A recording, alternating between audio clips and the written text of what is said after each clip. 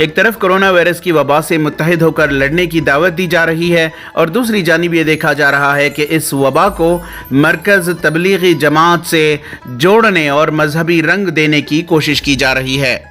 اس معاملے پر بات کرتے ہوئے معروف عالم دین و آل انڈیا کونسل آف فتویٰ اینڈ ریسرچ سینٹر کے چیئرمین مولانا بدیع الزمان ندوی نے کہا کہ تبلیغی مرکز کو لے کر چند میڈیا اور فرقہ پرست طاقتیں کورونا وائرس کو بہانہ بنا کر مرکز کو بدنام کرنے کی گھنونی سازش میں ملوث ہیں، جو کہ نہایت ہی قابل مذمت ہے۔ مولانا بدیع الزمان نے اپنے ہدایتی الفاظ میں کہا کہ اب تبلیغی جماعت اپنے مرکز کے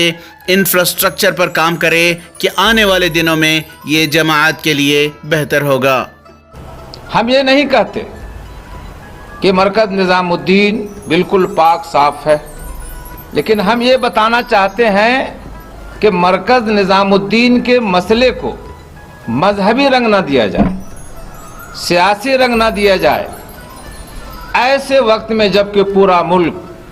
کرونا وائرس کی وجہ سے موت و حیات کی کشمکش میں ہے، ہم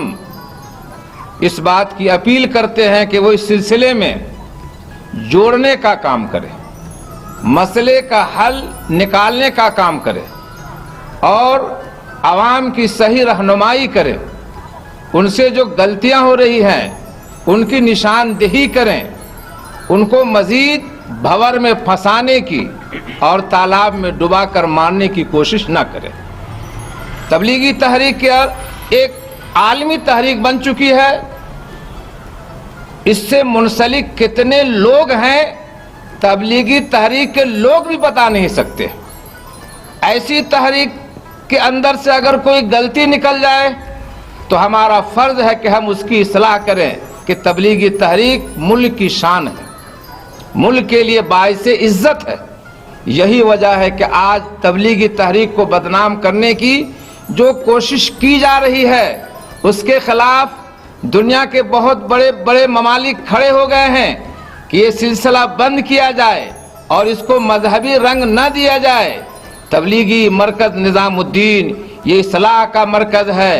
یہ انسان کو انسان بنانے کا مرکز ہے، یہ کورونا وائرس کا مرکز نہیں ہے، یہ کورونا وائرس کا سینٹر نہیں ہے۔ لوگوں نے پورے ملک کے عوام کی آنکھوں میں دھول جھونکنا چاہتے ہیں، حالانکہ دھول وہ اپنی آنکھوں میں خود جھونک رہے ہیں۔ اس موقع پر مولانا بدیع الزمان قاسمی نے تبلیغی مرکز سے کرناٹکا آئے سبھی افراد سے عاجزانہ اپیل کی کہ وہ فوری طور پر متعلقہ صحت اہلکاروں سے رجوع کر خود کو کوارنٹائن کر لیں۔ اس سے پہلے کہ پولیس والے آپ کا دروازہ کھٹکھٹائیں، آپ خود ہی کوارنٹائن ہو جائیں۔ ہم لوگ صرف اپنے آپ کو چھپا کر رکھیں کہ کوارنٹائن ہونا پڑے گا، یہ اچھی بات نہیں۔ اس سلسلے میں اگر کوئی بدنظمی ہو رہی ہو تو مقامی انتظامیہ کی مدد سے مقامی انتظامیہ کو بتا کر نظام کو درست کرنے کی کوشش کریں۔ ای ٹی وی بھارت کے لیے بنگلور سے رفیق جبار کی رپورٹ۔